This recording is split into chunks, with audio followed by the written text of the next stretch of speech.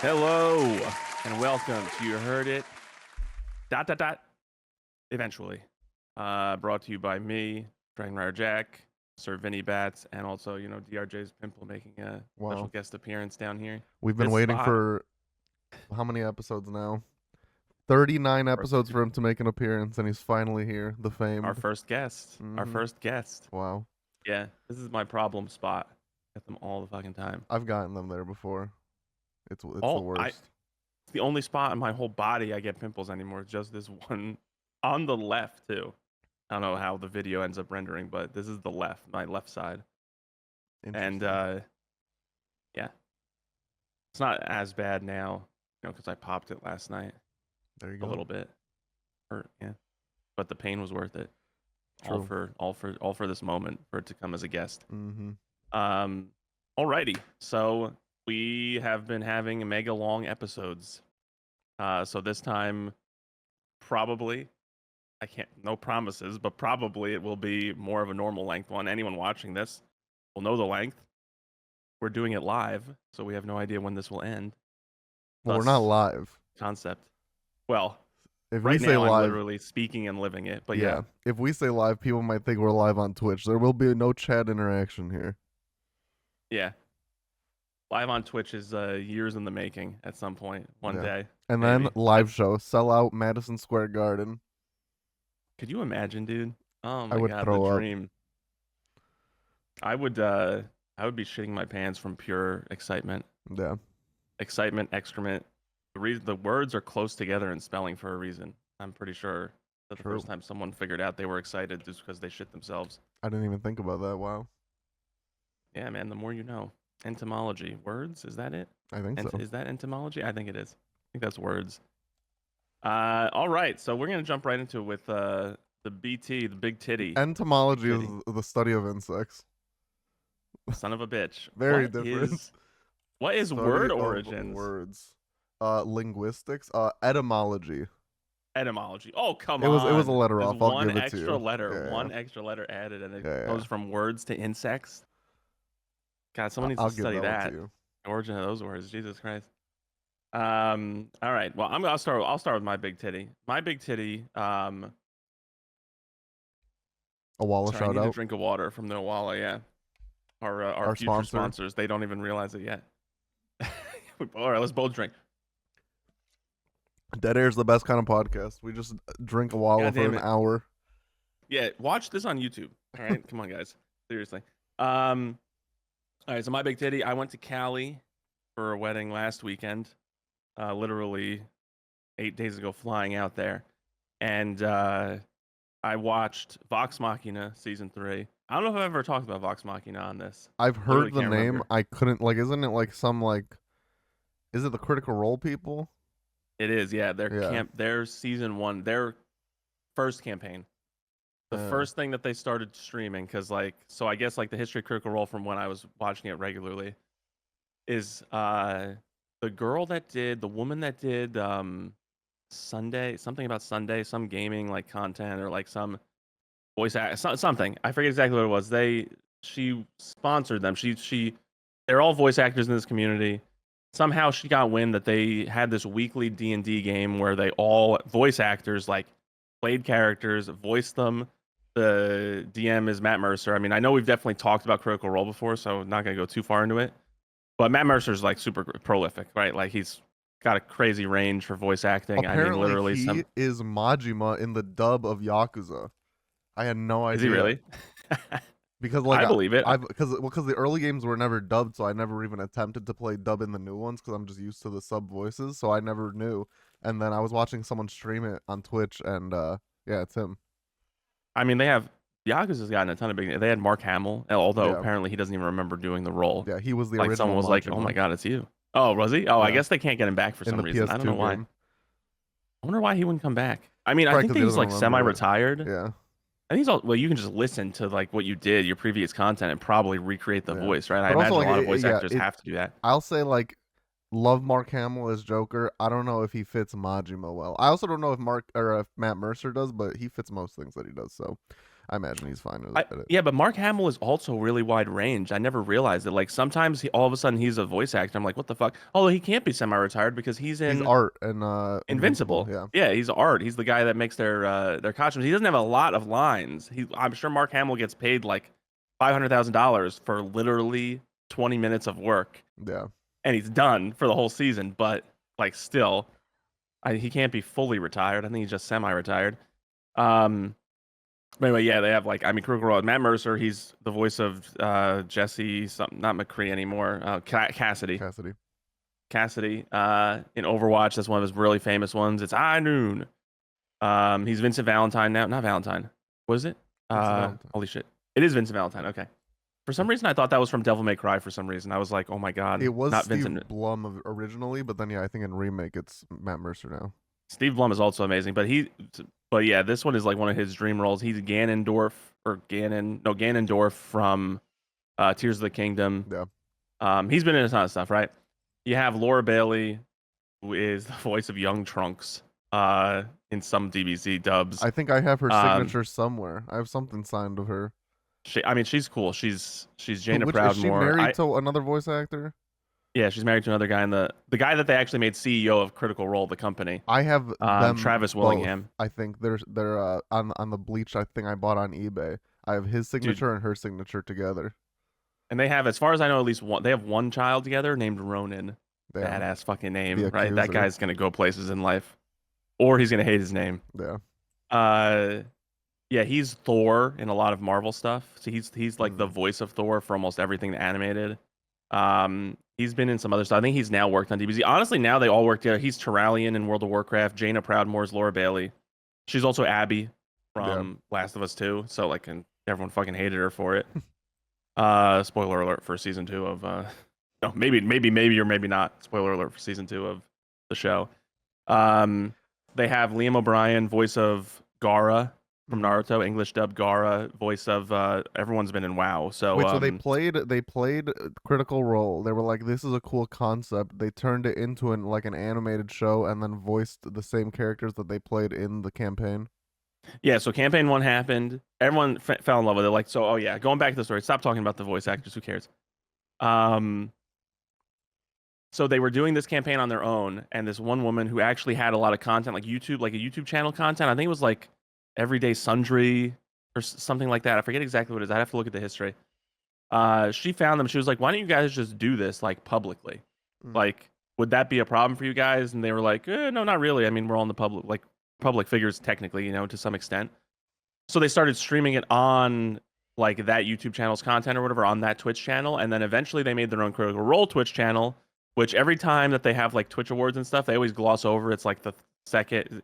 It's always high up there on the sub list. It's normally on the top 10 list, but they never call it out because like they're not individual streamers who are going to this show. Like they're actually like celebrities who couldn't care less about the Twitch awards, and they really care more about like their voice acting accolades and stuff, right?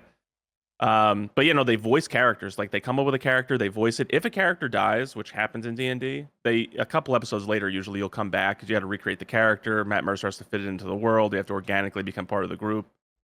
But you'll come up with a different voice and a different persona and stuff, and they voice all of them. And Matt Mercer, as the DM, voices all of the NPCs. So he reuses stuff a lot. Like whenever he does like a Scottish accent, he probably reuses it.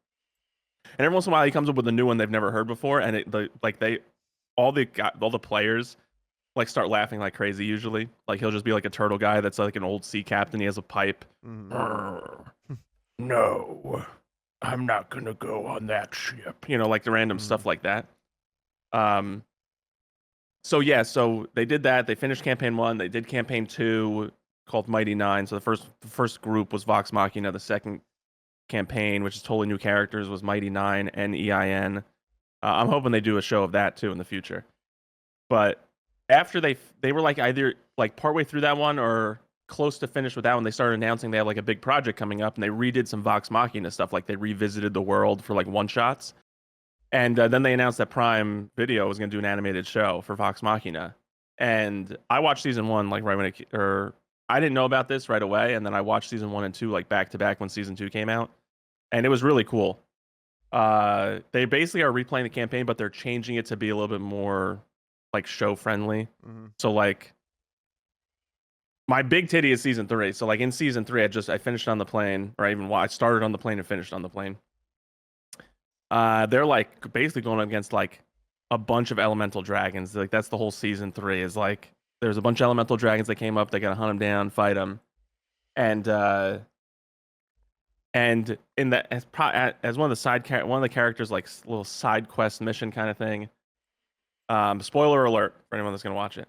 They end up dying, right? And then I was looking this up after the series, and it's like they die in the campaign, but they find a way to resurrect them, but almost immediately, like probably like the next session. Like he dies in session 1, session 2, they resurrect him. But in this, it was like 3 or 4 episodes where he's dead, and they finally bring him back at the very end.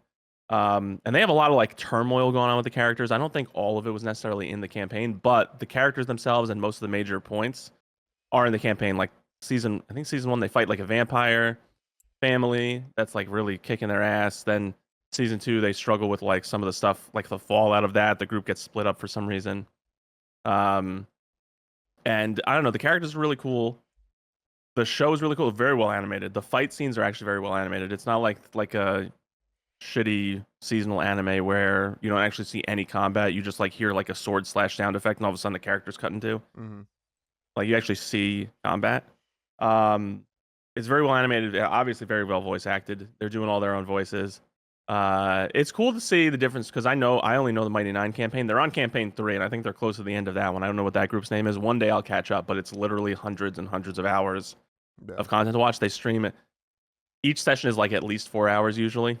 So each campaign is like 130 episodes. So do the math, like it's insane content to catch up on. It's like they probably have as many hours as One Piece. So it's like marathoning One Piece, you know? And if you're not going to watch YouTube and you listen to it, all you're doing is listening to it, you don't see it. But Matt Mercer creates these huge boards. Like he actually has they have a team that does this now at this company, I'm sure. But they have like custom arenas built with the squares marked off. Each square in D&D is like 5 feet. Each character has usually 30 to 40 movement speed, which means that many feet you can go in one turn, and then using your abilities and stuff. But it's cool to see the difference between season 1 and season 2. Like season 1, or like campaign 1, I should say. Some of these characters are so different from campaign 2. Like I couldn't believe they were the same person. Like Liam O'Brien and Laura Bailey play like half-elf twin siblings in this one, and they have different love interests. Like the love interest of Liam O'Brien is actually Matt Mercer's real IRL wife, Marissa, just a 3-letter last name. I forget her last name though. It's like May or something like that. So in season 1, she plays this druid, and she's like super unsure of herself, and she's always like flailing around. She's not like super. She's meant to be like the leader of all druids in the future. Like she was chosen. And so she's super unsure of herself. She's supposed to go on a quest of her own, on her own, to like gain skills, and then she ends up falling in with Vox Machina, goes with them for a while. But then in season 2, she plays this monk who is the most smug piece of shit ever, like super cocky. And I actually didn't like her at first. I didn't like her at first as the character. As a person, she's cool, but then her character I didn't really like, and slowly kind of grew on me in campaign 2. And in campaign, like they're just so different characters. And then in season, it's almost like the reverse for Liam O'Brien. You're talking season 1, season 2, campaign 1, campaign 2, but I thought season 1 is all Vox Machina campaign 1. Campaign, yes. Well, the whole show is just Vox Machina. Yeah, that's what I thought. But then you're saying season 2, she started playing a different character. But you're talking campaign 2? Campaign 2, yeah. I'm getting confusing. That's okay. Regardless, the big titty is season 3 was amazing. Very well animated. Lance Reddick was the main antagonist. Wow. Like R.I.P. But he did a lot of voice acting for this season. Like he's I don't know if it's the strongest dragon in existence, but he basically is the strongest dragon that they have to face, that they have to fight directly. And he does a really good job as always. I think that I never looked this up, but I think that the second in command dragon, the woman, is a voice actress that does Lillian Voss in World of Warcraft. But they sound similar, but that like she's like a poison or plague dragon, and Lance Reddick is like just a straight red fire dragon, and they're like pure dragons. I think that's why they're the strongest ones. I don't know enough about the world. Matt Mercer does homebrew. He literally created this entire planet, all the continents, all the characters, the whole universe, the whole power system. He actually created his own D&D class. Like he was like, I think this would be a cool concept, and Wizards of the Coast was like, it will be a cool concept, and we're gonna make it part of D&D. Damn. So like you can play these races and the classes that Matt Mercer has come up with directly. Maybe he had some help, but he's come up with classes directly. If they ever do a Mighty Nine show, some of the characters play those classes. Spoiler alert: one of them dies, and he comes back as something different. And then super spoiler alert: it's actually the same IRL player that died in Vox Machina. So he dies in campaign 1, and then he dies in campaign 2, but he doesn't get resurrected in campaign 2. And he was pissed. Like, I was watching the episode where that happened. His character died. He literally, like, as soon as the character died, he slammed his fist on the desk, got up, and walked off set. Damn. He was so mad. He was just like pissed, and then he was gone for like 3 weeks while he was making up a new character. So yeah, they take it super seriously. Yeah. But yeah, they have it's just a really, really, really well voice acted. Obviously, like I think most of the people on Critical Role are some of the greats. They have crazy resumes, and they mostly, for the most part, they have pretty good range. And you like between two or three different characters, you might not even know they're the same. Like I would have never guessed that Gara was the same voice as Illidan Stormrage in World of Warcraft. You are not prepared. And then the same voice as like Gara, just like talking quietly and screaming like has like a scream whisper kind of voice. Although he uses the same voice for War in the Darksiders series. I know you said you wanted to play that. Me too. Like the main character of one is War, the Horseman, and he uses the exact same voice as Gara.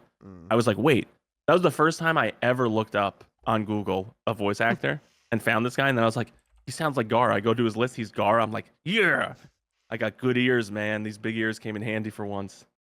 But yeah, that's my big titty. I reckon anyone that's watching this, if you're into D&D at all, even if you're not, honestly, like this show might get you into it. So I know some of the people in our communities that are also people that watch and listen to the podcast, you guys were talking about wanting to do D&D. If you watch that, don't get too excited. If I end up DMing it, I can't. I probably won't live up to the same level of campaign creation. But this is the kind of stuff that could happen. Yeah. All the stuff that happens to these characters, it can happen. That's what's so cool about it. And I think they directly made D&D way more mainstream, even though it was getting there slowly. But Critical Role single-handedly probably made tens to hundreds of thousands of people D&D players or fans.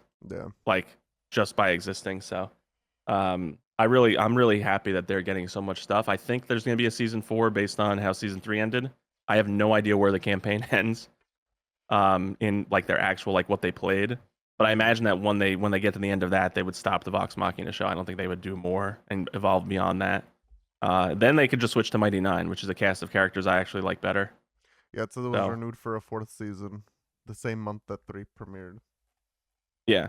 Well, Prime is pretty quick to do that. And Prime, this is another thing. A year, 2022, 2023, and 2024. It's crazy. It's crazy that they can do that, and then Invincible had like a 3-year gap, and they were like, "Oh, animation is hard." But they did say we know the break isn't going to be as long anymore for any of the seasons, like 1 to 2. Yeah, no.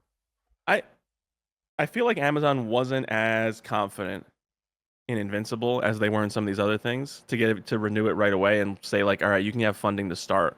Or maybe normally in animation, I don't know if this is true, but I could see how like maybe you get a budget and you only use like 80% of it, and the 20% of it goes toward the next season, so you can get a head start on it. And then if you get renewed and you get the budget, then you finish out season 2. Yeah. So I'm sure I bet you there's like a bunch of season 2s that were started and trashed and like totally canceled, and we just don't have the assets anymore. Yeah. For like, I'm talking about like anime and anything really. It could be literal like IRL stuff too. I don't know. Maybe like set designs. If like a show like Reacher got canceled all of a sudden, but they had already started like scouting locations for the next season or something like that, I'm not in the show business world yet. One day I may have all these answers though for us. Insider scoops. But yeah, that's my big titty. I recommend everyone goes out and watches Vox Machina. It's on Prime.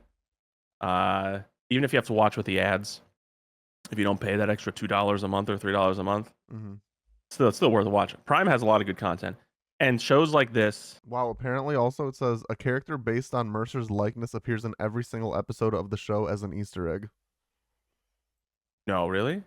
I gotta rewatch the show and look. I don't know if it's like just season 1, like only like 1 season, but that's what it says on the wiki. I'm gonna have to look that. It's I'm gonna have to probably look like into that. how you know how like Oda in One Piece, like you look in the background and Is the see Panda Man? Yeah, every once in a while it's I probably that. never. Do you ever look for that? Do you ever hunt him down? I I mean, never find him. I I don't never see hunt him. him down, but I see him from time to time. Like I saw him a couple times, I think in Wano. How? If I don't know if Oda's ever done a straight like 1v1 fight issue where you never see any other character, Mm-hmm. but I imagine he has to sneak him into like the way background on that one. Yeah. Because otherwise he'd be Well, super obvious. I don't think he does it every chapter or every episode. I thought he did. I thought it was every single chapter he snuck the character in. I'll have I to could look have it up. sworn. I could have sworn it was. It's not. I don't think he's in every episode of the anime, but I think he's in every chapter of One Piece. Or maybe I'm thinking. Maybe it's vice versa. I feel like it's a lot easier to catch when it's animated, though. Yeah. But yeah, I guess I'm changing my big titty on the fly. Originally, I was gonna talk about it. How dare you? We'll talk about something as it comes up in a second. Also, it's not every episode or not every chapter. I just looked it up. Damn it. He did appear though like 5 times in chapter 44 for some reason. I don't know why. My big titty isn't something that happened this week, but we haven't potted since it happened. And we've already brought it up. Invincible season 3. We haven't talked about it on the pod. The whole reason we didn't talk about it on the pod was because you were gonna watch it, and then we didn't pod since then. So now we can talk about it. Yeah. Can't believe that wasn't my big titty, to be honest, actually. Yeah, I forgot about it too. I forgot if we were gonna talk about it. Yeah.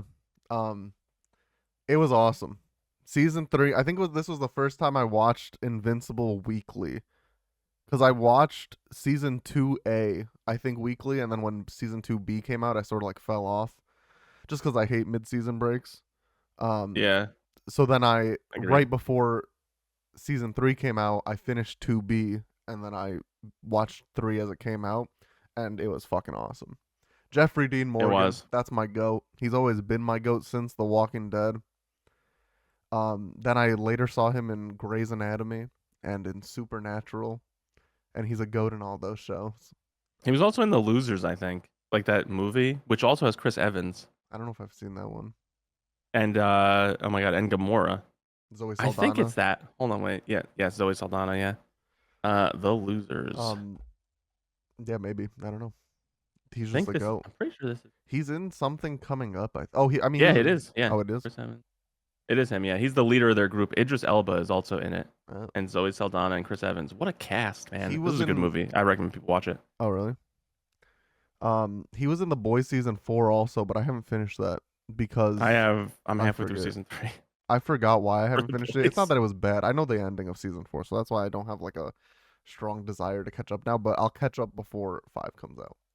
And season 5 is their last one too. Yeah, for The Boys. I read that and I saw that recently. And Gen V also. I caught up on that, but I think that's coming out soon. Like season 2. Season 2. Mm-hmm.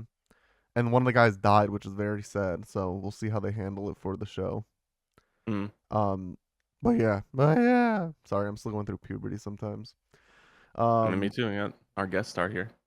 So, yeah, season 3 was awesome. I will say, this might be a hot take, but like. Also, hold on. Just so everyone knows, Jeffrey Dean Morgan played Conquest. He's. Give them context of why we're even talking about this. Well, if you don't know who Conquest is, it doesn't matter who he played. Yeah. All right. So he plays a Viltrumite. Yeah. He plays a Viltrumite that comes in second to last, or very last episode. Second of the second to last episode. Yeah, and then the last episode he's in it a lot. Yeah. But I wasn't gonna talk about that motherfucker. That's why I didn't bring it up. God damn it. Well, I'm gonna talk about it. So all right. Anyways, maybe a hot take. I was Team Cecil most of the season. I think that is kind of a hot take for me. Mark was just annoying most of the season. Yeah. In the sense of when I say I'm Team Cecil, I mean in the strict argument of like using villains as heroes later. It's like it's not that big of a deal. All right. So because that was their main disagreement this season, I feel like. Yeah. That's where Mark got real heated at him. I'm Team Cecil in that regard, but I'm not Team Cecil in the fact that he didn't really explain it very well to Mark. He didn't try. He didn't give him advance notice, like, hey, by the way, we rehab people, you Yeah. know, like. And Mark, the thing is, like, when you have seasonal stuff, it's hard to remember. Like, Mark literally just went through a villain tried to kill his family, Yeah. and like he has this trauma built up of thinking he killed that villain, like that was like his first kill, you know. Yeah. And so he has all this trauma of his first kill. Like Cecil's reusing all these people that he's beaten that are evil, and he thinks might be out for revenge one day against him. But now they're around the world. They're getting more powerful. They're researching the new stuff. So I mean, I get Mark's standpoint. I think that Mark is kind of like a little bitch. Oh, I In will say some Cecil aspects, keeping spoilers for season 3. But of course, Cecil keeping Conquest alive is probably one of the dumbest things I've ever seen in probably show history. 100%. Also, how the fuck do these people live through this stuff? Yeah. How if my face was split open like a predator's mouth in 4 directions, which happened to both just spoiler alert for the whole fucking episode, the whole pod, which happened to Angst and Levy and Conquest. Yeah. And you they're can make both the argument, alive somehow. You can make the argument that like maybe Conquest Viltrumite have different DNA, whatever, but like Angstrom Levy is the human. I know, and he was like modified slightly, but so fucking what? Yeah. Literally, my skull is split in 4 different directions. I'm able to come back from that? No fucking way. Yeah. I mean, This also, is set in like current day Earth with like obviously there's it's like fantasy, superheroes, yeah. but they have superheroes. They don't have like super science. They have a little bit of super science. They have slight, a little bit. They have like androids and stuff. Yeah. Yeah, and what the fuck is Cecil's second in command? Cecil's second in command is basically all robot now, right, with a human brain. But still, Angstrom Levy, he should not have lived through that. Yeah. I'm sorry, he should not live. He was even able to like speak to the people, the doctors that had to heal him. Mm-hmm. Although he got his comeuppance though. Fuck him. It's your big titty. Like you go ahead and leave. Whatever else you want to talk. What do you want to talk about next? Like the Invincible War or whatever. No, yeah, the Invincible War was cool. Who's your favorite one? I loved whichever one was like sassing Oliver, just because I thought it was funny to see Steven Yeun in like doing that kind of like assholey voice. Yeah, if I'm going by like villain standpoint, I think the one that Rex, no, not the one that Rex killed, the one that Darkwing had to like essentially sacrifice his life for to beat, the one that's like was a masochist that also, loved like, the pain and stuff. I just don't get that. Like, just come out the other side, man. Like, leave him there, leave him in the Shadow Realm, and just walk out. It's your powers. Yeah, I don't understand that either. I don't understand like if he needs everything that goes. It's no way that everything that goes in there he has to eject if he comes out. Yeah, I don't understand how his powers work. Maybe it's like a portal is open and it can't like instantaneously close or something. I don't know. I mean, it so instantaneously just never open one. Yeah, it instantaneously closed basically when he pushed him through it. So it's I wonder if it's possible. Like maybe there's. I mean, it's also possible that Invincible, the crazy Invincible, just fucking killed him in there. Yeah, yeah. Because he's an idiot. Maybe he wouldn't think to like he needs this guy to get out. Yeah. The same way that go ahead. Yeah. I would say for the ending for all the other ones too. Yeah. Just kind of stranded, some desolate world. I'm glad that Mark and Eve are finally together. It's been a long time coming. Mm-hmm. I just really am scared because of like I just don't want Nolan to have a redemption arc, and I feel like that's what they're gearing towards. Or he can have a redemption arc in the sense that like, because like Mark's basically already forgiven him, which is kind of crazy. But like, if Debbie forgives him, I'm out. He called her his pet. Debbie 100% should not forgive him. The thing is, I mean, it's weird. I wonder how like deep they're really gonna go. Because could you imagine this, right? Like, it's your husband that you've loved for 20 years, maybe a little bit more, birthed the child for you, birthed with another woman, another child that you are raising and view as essentially like a second son. Mm-hmm. Like, co-parenting has to exist to some extent. I mean, you literally have Oliver saying like, "Dad's not bad, Dad's not evil. I'm gonna use his costume, right?" And like she literally has to just deal with that all the time and has to like put on a like an okay phase. I think to some extent it's a very, very, very like difficult thing to come to terms with and like Oh yeah. to sort your emotions out. I could see how she like would still love him even after all this stuff because one, it was really essentially a throwaway line. Like the big thing is he killed millions Yeah. millions of fucking people, and he's been alive for a lot longer than he probably told her, and he's Mhm. conquered about 150 worlds or something.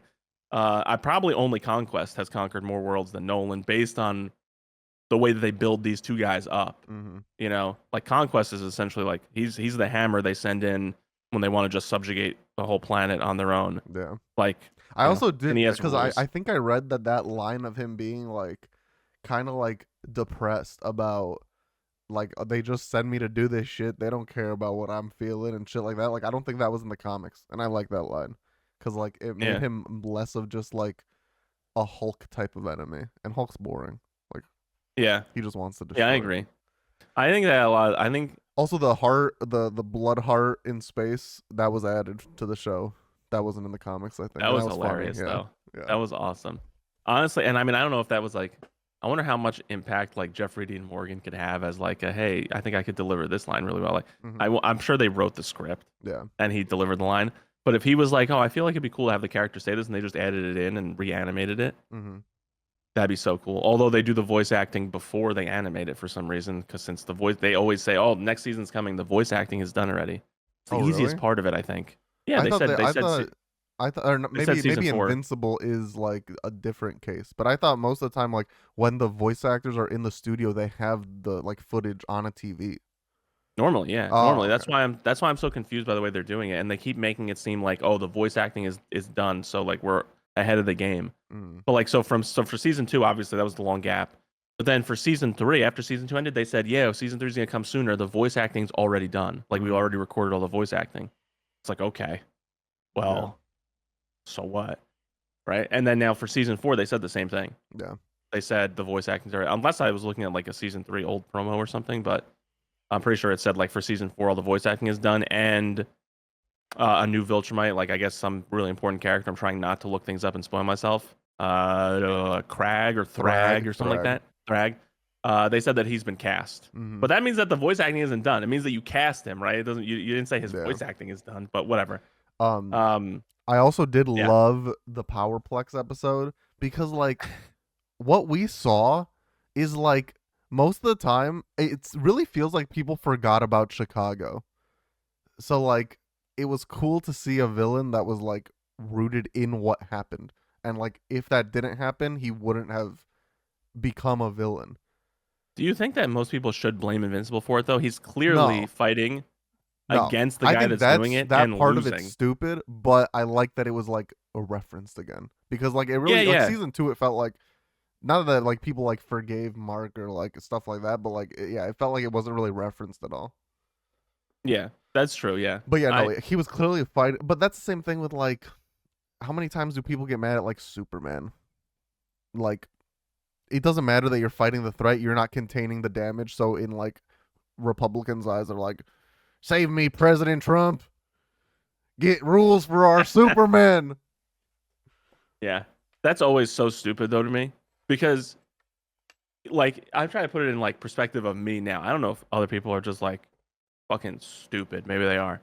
But if I saw a super being that obviously I would never be able to beat, and I had another super being that was fighting on my behalf, and yeah, like a city got destroyed, I would know if that guy was willing to destroy a city just to beat Superman.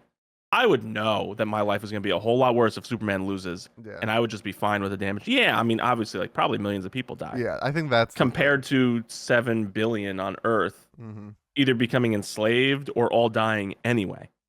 You know, Yeah. like how are you gonna be mad about the damage? I mean, for Man of Steel and like Henry Cavill, Superman and stuff, they're literally terraforming the planet to be like Krypton, which would Mhm. kill all humanity. It's Also, like the gravity would kill you alone. quick tangent.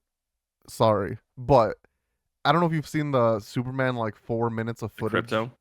No, yeah, so there was like a 4 minute scene or whatever. First of all, love Krypto. I love that he just wants to play, even though Superman got the shit beat out of him. He's probably breaking like 17 more bones. I love that. Um, but two, some people are so stupid online.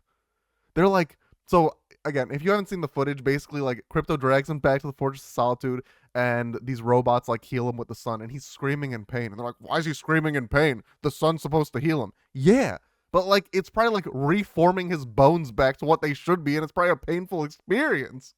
Yeah, it's like when you dislocate your shoulder, when Yeah. they put it back, it hurts. Like, yeah, like people are like, this doesn't make any sense. He should be pain free. The sun should be healing him entirely. It's like, yeah, it is.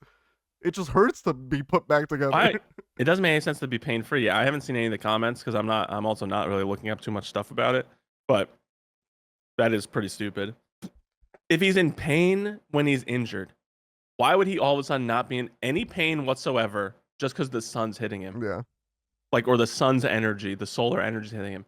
That is truly so stupid. And whenever you see people heal like that, unless it's like animated and it's magical, yeah, like their bones just snap into place or whatever, they probably don't have any pain. Just look at Wolverine, the character. He has the healing factor. He literally says every single time he uses his claws, it hurts that they come out. Yeah. Every single time he gets hit, it's painful. It heals itself, yeah, but it's fucking painful. He's not having a healing factor or like being healed and being like totally immune to pain and damage is totally separate. Yeah. They're always kept separate as powers. Like basically, like when you're someone like Deadpool or Wolverine, you have to psychologically really become a lot tougher and know you're about to be in for a world of hurt, and you just have to live through it and deal with it because you're going to heal yourself at the end of the day. But like having your body chopped in half, yeah, Deadpool we look at as a weird example, but he's also kind of crazy. Yeah, and like they give him a psychosis for that reason. Like he doesn't say it doesn't hurt him. Like when he gets like shot in the ass, he's like screaming about it. He's not just being like, oh, that tickled. Yeah, like it still hurts him, even though he's a psychopath. I guess the weird part is the regrowing doesn't seem to hurt him. Like imagine, like remember, like the lower half, like the baby leg where he does the stupid scene. When he's being healed, he's probably not in pain, but actually taking the damage is painful. Yeah. So it's ridiculous to assume that just while they're healing, there's no pain involved. Like your inner workings are changing. Yeah. So like his ribs might be like popping back into place and like maybe even slicing up the other parts of his body that then have to be healed also. And because he doesn't like Superman specifically, he probably doesn't experience pain that often because it's really like when kryptonite's involved. So when he gets hurt, it probably hurts way more than like Deadpool, who like maybe like he can laugh it off because it happens so often. He's like, yeah, this is just a gunshot now. Like it hurts, but I'll get over it. But like for him, it's like maybe for all we know, he hasn't experienced kryptonite until now. Like maybe this is his first time dealing with it. He may have never experienced pain whatsoever. Although all the stories always say that like not him being sick, but his half Kryptonian son, what he has with Lois in some storylines. That kid is literally always sick as a child and then gets his like Superman like powers. So like that, so maybe like if that was an experience, like if he had gotten sick when he was younger or like whatever, maybe he'd be a little bit okay with it. But I don't think that Superman ever deals with that. Like Superman himself, Clark Kent himself, I don't think that he ever experiences pain except when he's exposed to kryptonite. And then like I feel like Smallville did that pretty right. Like kryptonite literally makes him feel nauseous and makes him feel like hurt, and then slowly he like sort of adapts to it. Like also, it'll always weaken him, but in like the CW show, I keep getting this like fucking clip on my like it's YouTube Shorts or whatever, and like apparently Smallville Clark like gave up his powers, and like oh, I get that all the time. Yeah, too. and like that's why why do I get that all the time? He grabs like the kryptonite because like the Lex comes to him and he just like chucks it away. But it's like he like looks at it and throws it in the woods. How does he do that? How can you just get like it's your physiology? I don't understand that either. I mean, it's Kryptonian magic technology, or whatever. He gives up his powers in the show itself, also, and then all of a sudden he can take damage, but he gets them back always. Yeah. Because it is his. He's a Kryptonian. Yeah. He can't just become a human. He can't just will himself to be a human where the sun doesn't give him superpowers. Yeah. So I don't know how he gives up his powers, but whenever he does give up his powers, his weakness to kryptonite also changes. Yeah. But kryptonite, first off, kryptonite in itself should be harmful to everybody. It's radioactive pieces of krypton. Why would the radioactivity not affect humans? If anything, it should affect humans even more than Superman, who has like super resistance to stuff, right? Yeah. Like a human around kryptonite. I mean, and then you see like the long-term effects with Lex Luthor, where he does usually get like some sort of radiation sickness or some sort of long-term illness from the Kryptonian exposure, the kryptonite exposure. But like probably kryptonite is like getting a billion X-rays all at once if it's affecting Superman. So it should just basically vaporize a human when they look at it. Yeah. To be honest, like if we're being realistic, obviously it's a fictional world, so that's not how it's going to be. But the story is it's radioactive pieces of his homeworld, which is why it affects him. Radioactive is a general term, which is harmful to life. Yeah. So that's crazy that it never affects humans, and humans just wield it how they see fit. So yeah, but that was cool. I agree that the crypto stuff for sure was cool. Yeah. I do like crypto a lot. I'm excited for this movie, and they said that they are that one Green Lantern who's like kind of an asshole, Guy Gardner. They said he's gonna show up in the Lantern show also. So I'm excited that they're doing like all this like interconnectivity that the MCU seems to be missing lately. Yeah, the thing that the MCU started with, with their post-credit scenes, and showing then Avengers Nick Fury and at the end of Iron Man, showing Iron Man at the end of Hulk, stuff like that. Like showing you that the world was bigger, but all like collectively together, which is what really brought people in for Marvel in the beginning and Avengers, and now they've kind of lost their way with it a little bit. Just because they have so many characters, you can't bring them all at the same time. Yeah, but like, I don't think there's any. Shang-Chi was a good post-credit scene that like just choose a couple. You don't need to cameo every single person. Wong, Captain Marvel, and Bruce. That was all the post-credit scene was. At this point, I don't think there's any reason to have a solo Marvel movie where there's no other hero, like other actor in it. You can, I mean, reference them. If there's something going on at the same time as like the next big Avengers fight, that explains why there's no other hero around, maybe. You know? But unless you're going like Daredevil, right? Like, which I haven't watched yet, but I'm going to. That'll probably be on the next pod. Unless you're going like someone as small time as Daredevil, where you don't have superpowers involved and you don't need like a Thor coming in to save the day, then you can be like, yeah, it's just a small scale, battle. It wouldn't really be the Avengers. But anything where it's like fucking like Thor is involved, every Avenger is probably welcome to help fight. Unless he's off world at some other planet or something. Speaking of that, so we're not going to talk about it too in depth because really there's not too much news, but there was the whole Marvel chair video that you probably have seen. Live stream. Yeah. Like 5-hour live stream on chair every 45 minutes. Yeah. And some of the cast was cool. I do have a prediction. We'll see if it's true. My thoughts are that no, for just like Doomsday in general. I think it's probably going to be like some reason the Avengers and X-Men are in the same world, whether it's like the start of the incursion, but it hasn't like fully incursioned yet. And there's probably gonna be like some misunderstanding. They're gonna fight, and then they're gonna figure out Doom's the big bad. They're gonna come together, fight him, and then like he'll succeed and Secret Wars will start, and that'll lead directly into Secret Wars.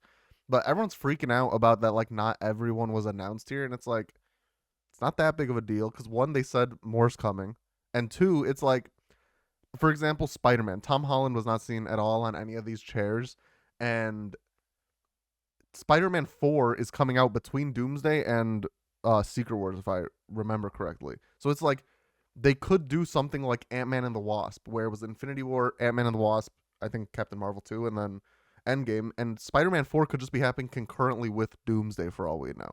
Especially that like no one knows Peter Parker now. Maybe like obviously people know Spider-Man, but maybe like their contacts for Spider-Man at Avengers HQ don't work because they don't know how to contact him or something. So it could be something like that where then like things are happening simultaneously and then he comes back at Secret Wars like to actually work with them.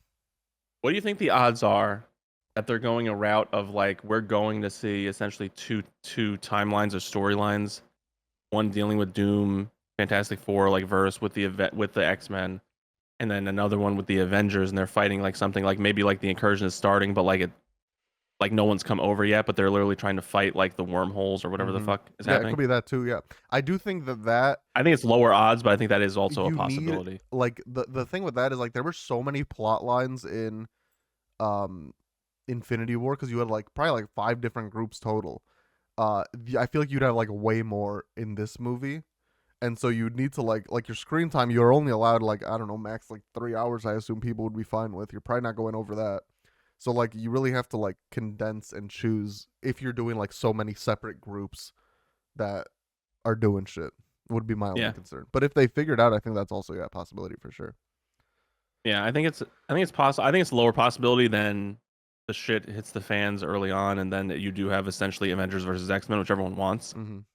I don't know if they don't do Avengers versus X-Men justice, though. Then like you need to do Civil War level, Yeah. which was basically the whole movie. Mm-hmm. So you'd have to do it early if you really want to do it justice. If you're gonna do that storyline justice, so I just don't know if they're gonna have the setup for all that because there's yet. so little interconnectivity right now. You could have been hinting at it for like 5 of these movies now with a post-credit scene, but instead we get the thinker being, or the leader, whatever the fuck his name is, being like, yeah, I've calculated that an incursion's happening, and says nothing else about it. And doesn't even really point to that exactly. He Yeah. really makes it sound like the multiverse exists, which like we know. We've seen from adult Doctor Strange too. Doctor Strange, right? And then are you gonna expect like how much of the original X-Men trilogy is gonna be canon, right? I think is it all canon because the same characters? I think if it's that universe, well, technically, the original trilogy, like nothing is canon because Days of Future Past. But if you're just mean like that universe as a whole, I think it would be the whole thing up until that point. I feel like they would take a random point in that timeline and pull the characters over though, because some people died or like changed. Remember? Well, that's what I'm saying. What's his like face? Cyclops, Patrick Stewart. That was an X3. Yeah, Cyclops died. Patrick Stewart. Yeah. So all of it was reversed with Days of Future Past. He moves his consciousness and his powers to another body that can walk. Which like even that was reversed. I think. Oh really? Because Days of Future Past stopped. That's why what's her face, Jean Grey. She's alive at the end of Days of Future Past because that X-Men: The Last Stand movie never happened. Right. And that's when he dies. It's funny too. I mean, we're going on crazy tangents, of course. That's okay. I'm hyper focusing on Professor Xavier. If you have the ability to move your consciousness from your like crippled body to some vegetable that's never gonna wake up but can walk otherwise, why the fuck would you not just do that? Also, he basically unlocked immortality. Yeah. If we want to like get down to it, right? Like just put his consciousness in some baby every single time and just get stronger over time. Well, so he would never put it in a baby because like he would never give up someone else's life for his own, I think. But to your vegetable, because of his moral compass. Yeah. If he was evil, if we got an evil version of Professor Xavier, though, he would just put his brain in like Cable's body. Yeah. Like he would just put his brain in. He would just constantly keep taking powers from people by putting his consciousness in their bodies and like overpowering them. But then I don't know if you get like a All for One and like Shigaraki kind of situation where like maybe their consciousness fights back. So maybe you do need a vegetable, but he could probably cause a vegetative state with his powers into some super being that's like a nexus being, and then just put his brain into that body. I saw some interview with James McAvoy. It was like right around the time that like X-Men First Class or Days of Future Past was coming out. And they were like, oh, what are the chances of Avengers versus X-Men happening? Like even back then. And he was like, what are you talking about? There wouldn't be a competition. I'd just be like, die. Kill yourself.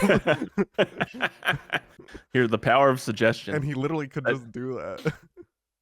You would have needed Scarlet Witch to stay alive. Yeah. And imagine if they put her name on the chair. That would be crazy. Imagine the fucking psychosis of the fan base if they had put her name on a chair. I'm still team. I want her haven't back. Seen a body. I want her back, yeah. I want her back. Even if Doomsday, like even if she is 100% dead, which again, I don't know if I fully believe, Secret Wars, you easily bring her back. Not only that, but there are other versions of her in other universes that are obviously still alive and just not as powerful. You can just soup up one of them to be as powerful. Yeah. Like they can bring anyone back. The problem is if she comes back after Secret Wars, it might not be the same actress, and that would be disappointing. Yeah, but the other thing too is like now you're gonna have Magneto. Yeah. Her true papa, right? Yeah. You could do some crazy stuff. Like you could. So they're probably gonna say correct some of that, retcon, whatever. They're probably gonna say like, oh yeah, they were adopted or whatever from that one family we saw in WandaVision, in Yugoslavia or whatever it was called. Yeah, something like that. Yeah, they were probably adopted. Because then you also had Quicksilver from the X-Men movies, that the actor showed up in WandaVision, but that one was very clear that Magneto was his father. Like they weren't beating around the bush with that one. Mm-hmm. So yeah, I don't know. I think it'd be very cool to have those characters interact. So the fact that they kill her off, I think just thinking about it out loud now, I think it's even more proof that she's not dead. Because I think they would want to have the interaction of like Magneto and Scarlet Witch. Yeah. Because Scarlet Witch is always his favorite child because she's more powerful than Quicksilver. Yeah. And he's all about power, right? Oh, you know what? I also finished X-Men 97. 97? Really? I finished that one on the plane too. I finished the last 3. Honestly, I think the beginning of the beginning of that season was better than how it ended. But like, since I never watched the original, the way that you're powering through the original, I feel like it was very original-esque what happened and how it ended on like this huge new storyline for whatever the season 2 is going to come out. So I feel like if you were a fan of the original, which I'm sure you are by the time you finish your rewatch, I think it probably would hit harder and feel cooler. But I like the beginning of that more than I liked the ending, which was the last 3 episodes were just a 3-part like climax. So yeah, I don't know. Then I don't know. It felt a little lackluster or like a little weird compared to how the series started and how awesome it was. Gotcha. But yeah, I don't know. We'll go into that another time. I honestly think like what I want to do for the next episode, if we remember, I want to look at all the names. I want us to have like a confirmed list of all the names of the characters and see like what like come up with some theories. I think that'd be cool. Yeah. Doesn't need to be a segment. I just think it'd be cool to come up with some theories, like who's gonna interact with who, like what issues is it gonna bring, or like what awesome fights might happen, and like where we think the story's gonna go. I think that'd be cool because I didn't really give it much thought yet, to be honest. Yeah. We could even wait for Thunderbolts to come out and see like what the resolution is there, and then kind of come up with some theories after that. A month now at this point ish. I think so. Yeah, it's beginning of May. Beginning of May, right? May 2nd or something. Yeah. So that's it's 3.5 weeks away or something like that. Yeah, I'm looking forward to that movie a lot. Yeah. I'm so glad they're doing all the press tours now because I love all the actors and I like seeing them interact, just not as their character, like just as people. Because I think that's some of the coolest stuff from the Avengers stuff was seeing the behind the scenes, who's actually friends, who's like buddying around between scenes, who's like joking around with who. Like obviously you have the more comedic guys, like Chris Pratt and Chris Hemsworth and stuff, and Chris Evans, Robert Downey Jr. all just buddying around, palling around kind of thing. So I like that stuff. We diverted so far off of the beginning. I mean, this is what we wanted anyway. Remember how like we did our comeback episode? 10 out of 10. 37. Yeah, maybe even a 12 out of 10. Man, it was fantastic. But I'm not biased or anything. And then the next one we kind of fell back, and then for my big titty we kind of falling back. Whenever we do something where like the other person has no knowledge of the universe, that's gonna happen. It'll always happen. Segmenty, but yeah, that's just whatever. Yeah, it'll always happen. Whatever. But then so now going back, let's circle all the way back for timestamps. This is gonna be mayhem. All the way back to Invincible season 3. We can do because we didn't really talk too much about the Invincible fights. What happened with Rex? Like how involved do we want to go? How much more do you want to talk about? It's your big titty. I don't want to steal it. No, I mean, I just wanted to bring it up that we watched it, I liked it, and my highlights. So if we wanted to end there, that's fine. If you have anything else you want to mention, I mean, Rex was my goat, and I'm very upset. I love that voice actor, but well, he's there still. With who? With he renamed himself Rex from Rudy. Yeah, but that's that's not his voice actor, is it? No, but he's a kid now. Yeah, I also will say when he becomes an adult, he'll be the Rex voice actor. Yeah, that's true. I will say I also don't like that he did that. It was weird.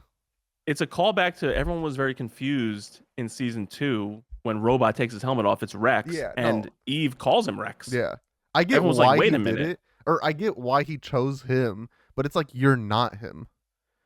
I know it is weird. I also thought it was weird, but it does close that loop on like that mystery. Yeah. Of why was the guy in the robot suit named Rex and not Rudy for that version of Eve.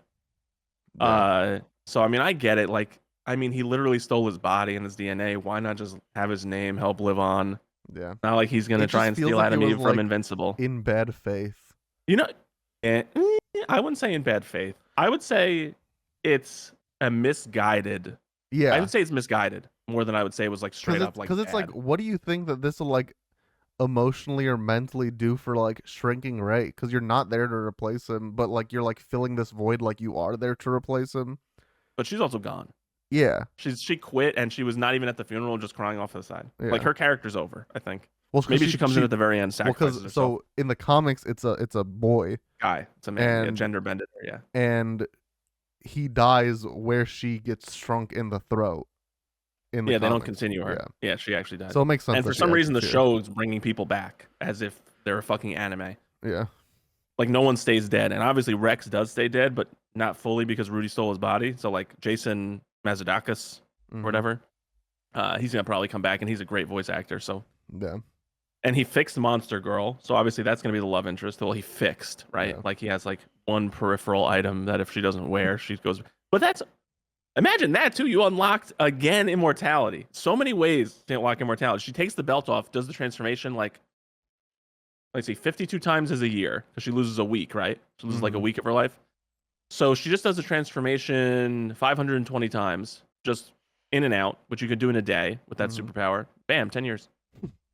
10 years off your life. Put it back on, and then And then you put it back on, and then you're gonna age like normal again. And then Robot is gonna have to transfer his. He can just make an immortal body probably at some point, and then they'll just be basically like Superman Prime and Lois Lane Silver or whatever when they become immortal, god level beings. Yeah. So there's a lot of possibilities there. Honestly, for what season 3 did was it made me want to read the actual source material so much. I am now like I've been in the world, I've been in the universe. I'm like, you know what? I really like watching this. I can wait. I like watching it come out. But now it's reached solo leveling levels for me. Like I just can't wait anymore. There's too much cool stuff happening. There's too many things going on, and I want to know how it happens. And I think they said that season 4 is going to have the show original storyline with Damien Darkblood. Yeah. It was so cool he came back. If he doesn't come back in the original source material at all, I don't think so. Oh, that's so shitty, man. He was such a. I mean, he's also Mr. Krabs, a voice actor, you know. Yeah. Which he plays another guy with a different voice now. Like he does Damien Darkblood as that voice, and then he uses his normal voice for another character. I just forget who it was. Yeah, but I remembered. I heard, and I was like, oh my god, that's his normal voice. I think. I'm pretty sure. I've been wrong about this stuff before. Obviously, these years aren't what they used to be when I figured out Liam O'Brien was Gara and Hill and Storm Rage, or at War from Darksiders. But I think Invincible. I think this season was I think it was purely top tier. Yeah. Like animation quality, storylines are really good. Even the self-contained ones. I don't like what's his name, Powerplex, as much as you liked him as a character, but I do like the storyline. Yeah. I think that the reason I had an issue with Powerplex was mostly because like he was doing all this at the total expense of his wife and child. Yeah. Like, are you kidding me? Are you but like also serious? His wife was a little like she was toxic as fuck too. Let's Yeah, not what put the all the fuck blame on him. She married into that family. Yeah. She married into that family. They are. I mean, I'm not saying this is like first off, like an adoptive family that came together with Powerplex and his sister. I'm pretty sure they were like adopted or something, right? I don't know, probably. So for some reason I remember adoption being in there. Either they were adopted together, one was adopted in family, or like maybe like the niece was adopted or something. But like the little girl Tiffany might have been her name. And like, yeah, he's there, but like there was no background or payoff for why the wife was so invested in this and was so ready to let him sacrifice himself, go to prison forever, just straight up die, just for to make this point. And like, what are you honestly like looking at it from like a perspective of a normal human from a no superpower Earth? Who's gonna give a shit that like you're saying Invincible should be held accountable? Also, how are you gonna hold him accountable? One, how are you gonna hold him accountable? It's like when Superman shows up to court. Yeah. What are you gonna do? Put him in jail for 100 years? One, it wouldn't kill him. But two, he's just there by choice. You know he's there by choice. So you might as well just let him do his own version of a self-imposed punishment, which is probably going to be worse than whatever humans can do to him. Because in jail, what would he do? He would just see a lot of villainy, and he'd probably like not kill them, but he would literally just subjugate all the villains and like put them in their own. I mean, anyone who's a prisoner in a jail where Superman is, if they act out, I think that I would never act out. I don't know. Yeah. Like that's me. But I don't know. I got totally off base here, but like, I don't like his motivation is like. I like the storyline, but at the end of the day, like, what are they gonna do to Invincible? Yeah, he's the strongest superhero on the planet. Yeah, they need him. Literally, I mean, maybe the rest of the world doesn't know that more Viltrumites are coming. Like, I think I might have a little bit of a skewed aspect there. Like, we know more Viltrumites are out there. Yeah, I don't think that the world at large knows that there's a race of all these super beings that are coming in and they want to take over. Yeah, but at the same time, how are you gonna look at what happened and blame Invincible? You literally saw, everyone knows that it's his dad. Like the whole world knows that Omni-Man is Invincible's dad, right? Yeah. Everyone knows that they literally watched a dad essentially enact corporal punishment on a son, almost kill him, kill a lot of innocent people in the process. But like the dad was just a lot stronger than the son. Mm-hmm. And then you're blaming him like he was psychologically messed up. Yeah. Which Aaron Paul played that character beautifully. That's why I think I liked him too, because I love Aaron Paul. Yeah, I mean that goes a long way. I don't know who the voice actress was, but I hate her just because I hate that character. I hate her now. And the son's voice actor too, the one doing the baby sounds. Fuck that guy. Trash child actor. I hope he goes nowhere in Hollywood. But, you know, I think the season was cool. I think that the Invincibles. I'm interested to see how the stranded Invincibles, how that plays out, because obviously they're gonna start killing each other. Yeah. What? And I mean, I understand why Mark is a little bit stronger than maybe the other Invincibles, but like, I don't know. The last thing I want to say about this is like, I don't like how weak the season really made Mark look. I get that he's inexperienced and he's only had his powers for a year or 2 years or anything, whatever. Mm-hmm. But to that extent, he should never put up a fight against someone like Conquest. Yeah. He should have never had he shouldn't have been able to get a single hit in on that guy. But also, I do think Conquest was like letting him do that, and then he slipped. He's a masochist to an extent. He slipped up getting getting hit by Eve, and then that's he what slipped up not knowing Eve's true powers and thinking that he actually finished her. But I mean, there was no way for him to know that. Yeah. There's also no way for anyone to know that Eve was going to activate her super actual powers and totally obliterate Conquest's body and fuck that shit. Because like realistically, like Mark didn't beat him. Eve did. Yeah.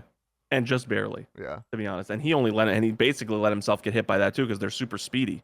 He should be able to dodge. Yeah.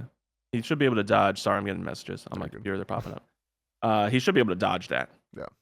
But the thing is, why would Eve have to launch like a beam at him? Her powers work as she just sees him and she can reconfigure his body. Well, I'm surprised that she didn't just like explode him into little microscopic She was also like not bits. Really there, I think. Yeah, that's true. She was out of it. Yeah. Yeah.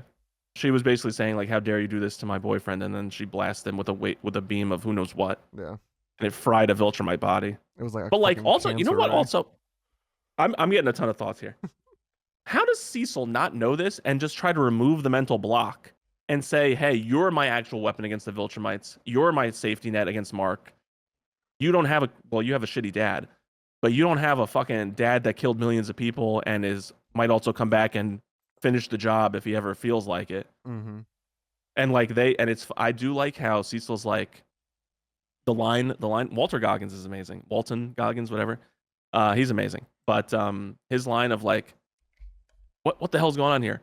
I'm watching what might be the strongest super being I've ever seen in my life beat the shit out of what I know is the strongest superhero on the planet. Like, what do we have? What chances do we have? And also, like, I think it's such a big problem. I have a million thoughts on this season. Obviously, we still have to move on too. I'll try and wrap it up. So that Cecil line was awesome.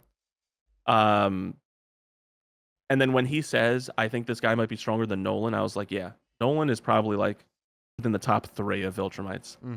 I think because there's Thrag, who's the lead. Like whoever's leading all of them has to be the strongest. That's just how Viltrumites work, right? So Thrag has to be the strongest.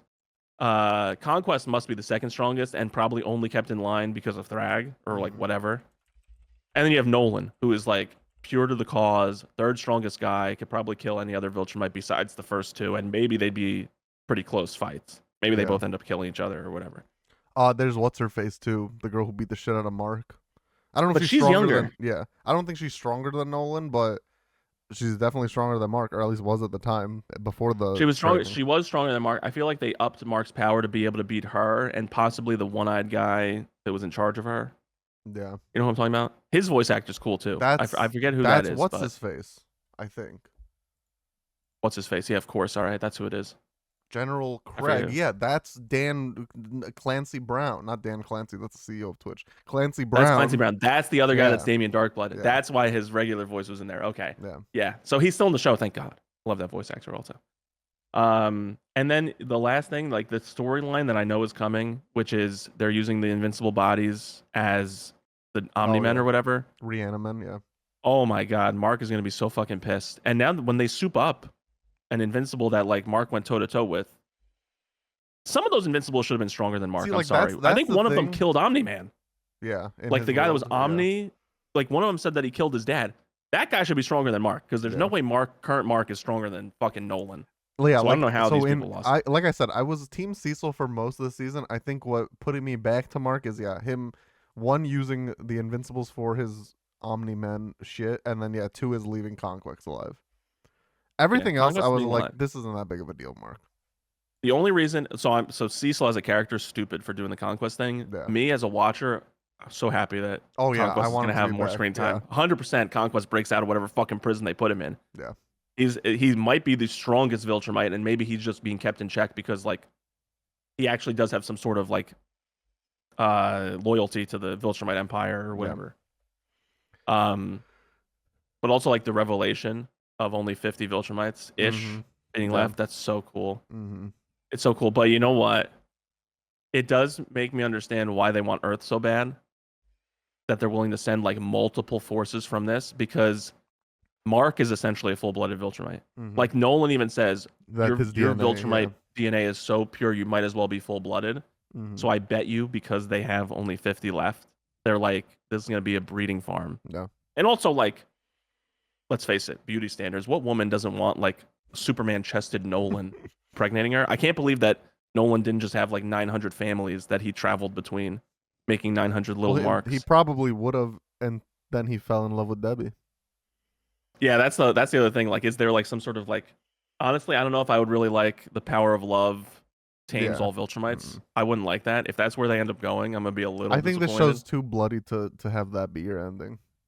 Yeah, and I mean, like, should you be afraid of Viltrumites as an Earthling? Should you not? We'll see how that ends up playing out.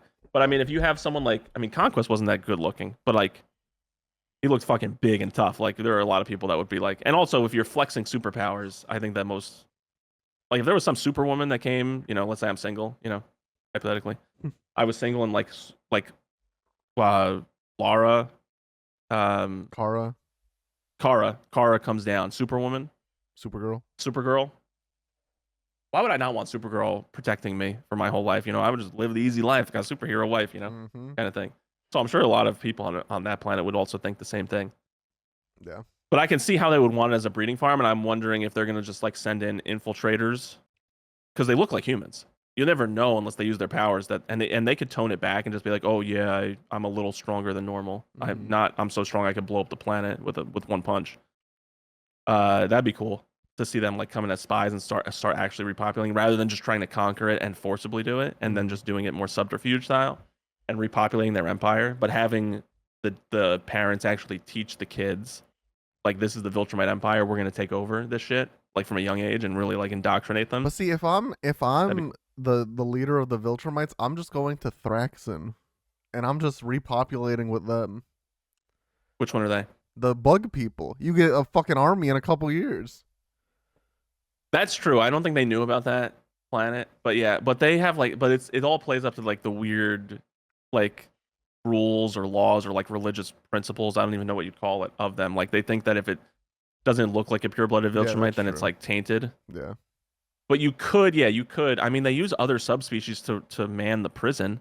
So why don't you just use these other species? So like, yeah, mate with the Thraxons, have your army, but they're like cannon fodder for you, and they're obviously weaker because they're not even close to full-blooded Viltrumites. Yeah. Oliver's a little shit also. Now this is officially the last thing I'm gonna say.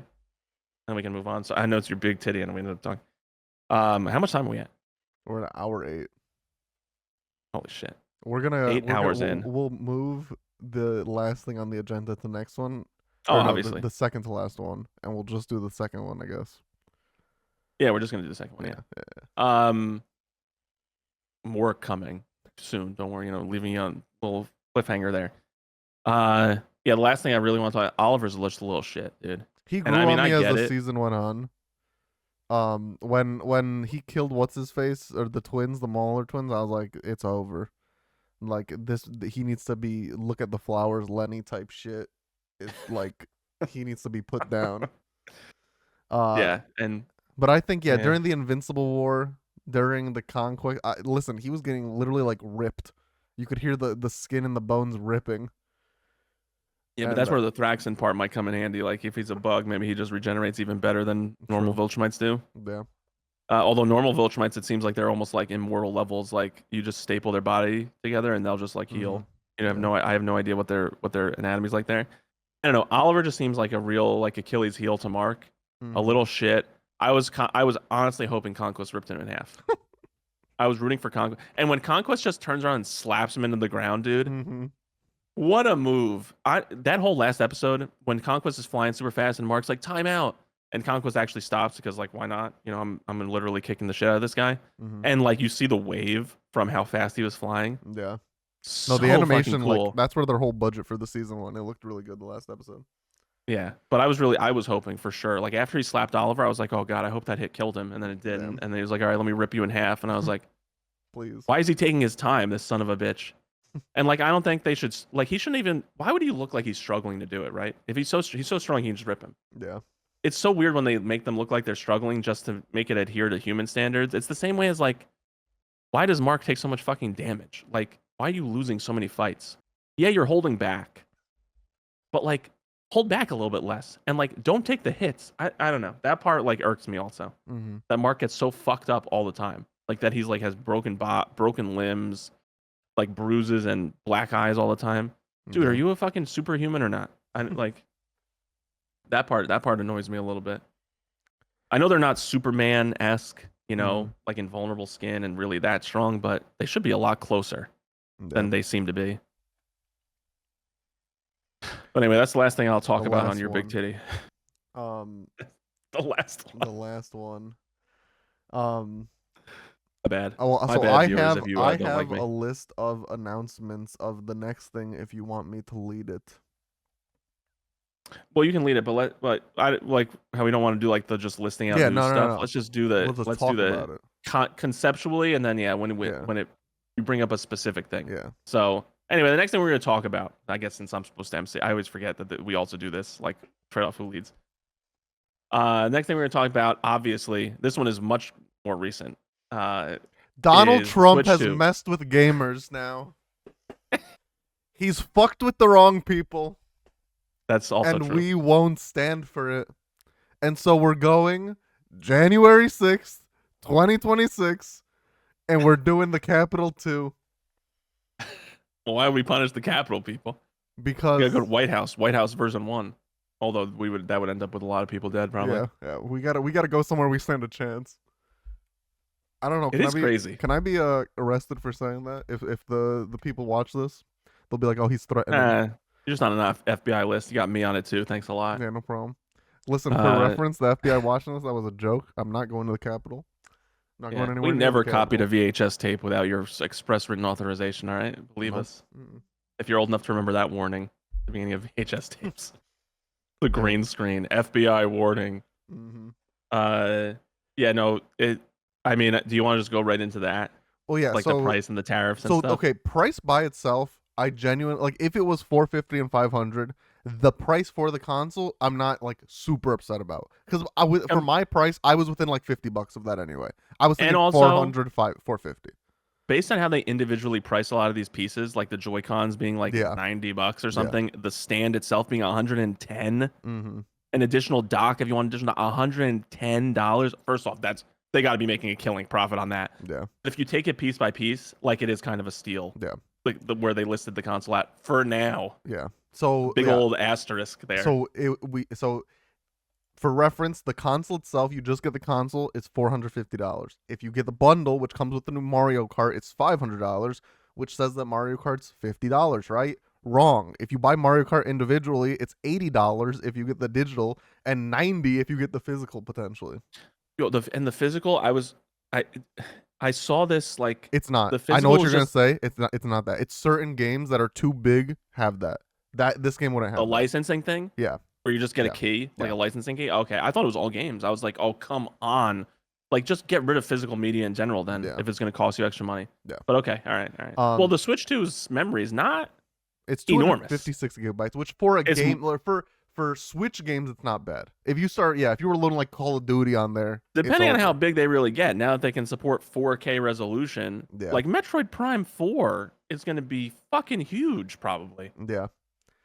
Like, so I don't know. It's still a little bit light on the memory compared to what I think they probably could have put in there. Can do, so you need the new SD cards as a thing. Old SD cards that worked on the Switch won't work on this one because you need the Express SD cards, which like I get why. Reasoning makes sense, yeah.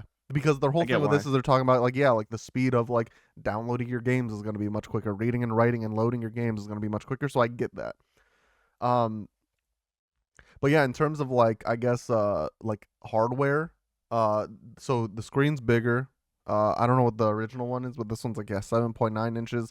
The thing that like I was a little upset about the LCD screen at first, but I do think between having HDR and having OLED, I would rather have HDR, which this does have HDR support for both when it's undocked and depending on your monitor when it's docked. Up to 120 frames per second, but like most stuff will have 60 because I think it like depends. It's well, no, I think some games are gonna let you choose, right? It's basically like performance versus graphic versus what the fuck do they call it in PS5 and Xbox games? Performance mode and fidelity, or is fidelity performance? Fidelity mode. It basically like good graphics or good frame rate. Like they have that option for a lot. I think they're supposed to have that option for the games now, but it's like from 120 FPS or 60. So if 60 is the minimum, that's a win. Also, if 60 is the minimum, because as long as the games run well. They showed like Tears of the Kingdom, and it was running at 60, which was nice to look at. Yeah, and I just mean like as we get like a couple of years into the console's lifespan, I don't want another Pokemon. Yeah. Where like you have like memory leaks because it's just you can't keep up, right? Like as long as they don't get to that point, then the 60 FPS minimum is a big win. Otherwise, like it's gonna be crashing down to like 10 frames per second probably with non-optimized games. Yeah. The one thing I do love, the Joy-Cons, the fucking do I have a Joy-Con? No, I don't. Oh yes, I do. These fucking stupid buttons. If you're watching on Spotify, don't, I guess. The fucking SL and SR buttons are the buttons that are on the inside of the tiny. Joy-Con when you take them off. When you take them off the stand. Those are getting bigger. Console. The what do you think about the C button? I was just about to mention that. The C button is weird. Because, okay, no, at its core, like, cool. Like, I don't need to get on Discord, but it's like, why wouldn't I just get on Discord? Yeah. The crazy thing that they showed was this screen share feature. I don't know if you saw that. I didn't see that. What is that? So you can have your screen as a majority of the screen, and then you're in a call, and you can have your friends' screens at the bottom, which is cool in concept. Their streams are, I'm not kidding, they're running at like less than 30 FPS. It was closer to like 10 FPS. And they showed it in the trailer. And I'm like, how are you advertising this? So that's a feature that I'm probably not going to use, probably ever. And it's only free until March 2026. After March 2026, you need a Nintendo Online subscription to use Game Chat. Otherwise, it's literally a useless button. Yeah. Also, otherwise, it's literally a useless button. I do think some games are probably going to utilize it, is my guess. But I don't know, because then you think about like the share button on the PlayStation, and it's like that's kind of a useless button, and they don't utilize it for other games. So maybe they won't. Well, it's a useless button, but it also, I think that's the button that also launches like Twitch and stuff if you're streaming directly from your console. Oh, maybe. I don't know. So I think it has a general use that even if you don't have like a PSN subscription, like you can still connect to the internet and use other features. I don't actually know. Maybe do you need a PSN subscription to stream from your PS5? I have no idea actually. So maybe it is a useless button without it. No. I always thought that was a useless button though. Yeah, I've never clicked it on accident. Well, you can also use it to take screenshots and record videos and stuff locally, I think. Yeah. I don't know. Regardless, the controls have useless buttons. The C button at least isn't in the way. It's not like a prominent feature of it. So I'll say that. Yeah. It's not a prominent feature of your right Joy-Con. But yeah, going back to the price, so it was supposed to be on pre-order April 9th, which is next Wednesday for us at the time of recording. That's now being delayed in the US because of the tariffs. So we don't know current price, we don't know current pre-order date, but they did say the launch date isn't changing for the US either, which is kind of surprising. Well, they are going to have the consoles, just how much are they going to cost? I mean, that makes sense to not change the launch. Well, but they're changing the pre-order. So it's like just they're give us the price. Pre-order. they're changing pre-order because they don't want to have a lot of people pre-order it at one price. They raise the price and everyone cancels it because that probably really fucks but with then their it's like like just shipping and stuff. you know what the tariff costs or the tariff percentages are by now, so it's like just add that to the price. But they might be trying to shift. But yeah, they're trying to see if they go into effect or if they're walked back. Yeah. Obviously, but they're also I think it's like different by country, so there probably are nuances they have to figure out because it's essentially wherever it's finalized the manufacturing and then shipped over. Listen, one of my friends That's said the that rate. he has a contact in Canada and I might be getting a Canadian Switch too. if I can't get a pre-order in the US or if the price is outrageous, are you gonna like fly there, pick it up, and then come back? No, I'll just have them ship it to me or something. Wouldn't that also impact? I guess no. Tariffs are for country to country trades, so that shouldn't affect it. Well, he would buy it to where he lives and he would ship it to me from the already in the US, I imagine. All right. But yeah, right now, so if it's over $100, maybe I don't get it day one. Right now, I think I'd like to get a day one because yeah, they showed the new Mario Kart. I think it looks really cool. We don't need to get too into like the actual Mario Kart shit because like I don't like speculating over like a gameplay trailer. Like, ooh, look at this map. Like that doesn't interest me too much. I like it's a Mario Kart. I like Mario Kart. I'll play a Mario Kart. That's about it. They showed the new Donkey Kong country or the new Donkey Kong game. But do you want to talk about the price? I already did, didn't I? I said $80. You were texting. Sorry. Well, yeah, all right. Yeah, there's a crisis going on with the wife, but so yeah, it's $80. You mentioned it 80. It might be physical 90. Or but I think the 80 might change with tariffs. You mentioned it at the beginning. I remember that. Yeah. But 80 might be changed what? With tariffs, I imagine. Yeah, that's what I don't like because I feel like I swear I saw somewhere that they said they priced the games at this rate because of the threat of the tariffs. Oh, well then maybe it won't change. So like but it shouldn't change, but like that's like I don't know. I feel like even if the tariffs get walked back, they would never change it. The Donkey Kong game is launching at a normal, like I say normal, it shouldn't be normal, but like PlayStation games right now are like $70. Donkey Kong is 70 from at 70. Inflation makes sense that they went up, but they went up from 60 to 70 after like literally like 10, 15 years at that price or something like that. I feel like starting around PS3 is when they changed from like 50 to 60. And we went all the way until PS5, till it went to 70. Yeah. You can't tell me that in the last like 5 years. And also, I would actually probably be okay if PS6 and the next Xbox went up to 80. I am not okay with Nintendo doing it. Well, no, I don't think that Nintendo should. If it's just Mario Kart, at the end of the day, like I'll spend $10 extra on a game. I really don't care. If it's like a normal thing, then yeah, that's annoying. But because Donkey Kong is launching at 70, I don't think it's going to be a normal thing. Yeah, I don't know what about Mario Kart makes it worth the extra $10. Yeah. Like they need to explain that pretty explicitly, I think, at this point. Yeah. Because everyone is saying that they should lower their next treehouse that they did after they announced the price, the chat was just spammed with lower the price. Yeah. So they need to justify the $80 price tag, I think. I think they should, but I don't think they're going to. I think it's a push for some reason. I think it's some sort of like stunt to get everyone to just buy the bundle Switch, the $500 Switch, because then it's like, oh, you get $30 off the game. But really, I mean, like a digital game costs them essentially nothing. Yeah. Like, so they're making pure profit on the game that way. If you buy it physical, then they have to deal with the tariffs. They deal with like the distributors. They deal with all these other things, and they lose a lot of the profit. That eats in their profit and stuff. So I think it's just a big ploy or stunt to get people to buy that version because it's just a digital download. I mean, like it's not like they're gonna run out of that version. Maybe this is like I wouldn't be surprised. Debating. Maybe this is the console I switched to digital, but I don't think I'm there until they force me in. Yeah, no, I don't think I'm there either. I like having my physical. I like being able to see my games. Yeah. Like I like being able to see them. I don't want to have to force it by like every game I buy digitally. I make a box for myself. Yeah, that would be stupid. But I will do it when they force us to go digital. True. Oh, it's how you're supposed to show off your collection. Yeah. Do like a quick video. No, I want to see it with my eyeballs. You know. Yeah. Yeah, so I think that I think it's a dangerous precedent to set though, because it definitely justifies the stupid fucking GTA 6. $100, yeah. Maybe might be $100 because of how much work was put into it. So if they say, "Oh, we put a lot more work into Mario Kart," Well, that first off, that's shitting all over whoever made Donkey Kong. Yeah. But like, also, I need them to justify it. I'm kind of upset about that one. But yeah, so speaking And then of we were talking Donkey about Kong, Donkey Kong, yeah, right? I'm excited Yeah. for that one. I think it looks really cool. I've never played a Donkey Kong game before, so I started this new stream series. I'm calling it, the Road to Bonanza, aka the Donkey Konga line, aka the Donkey Kongathon, aka the Donkeycratic Republic of the Congo. And basically, I'm just going through all the Donkey Kong games and playing them.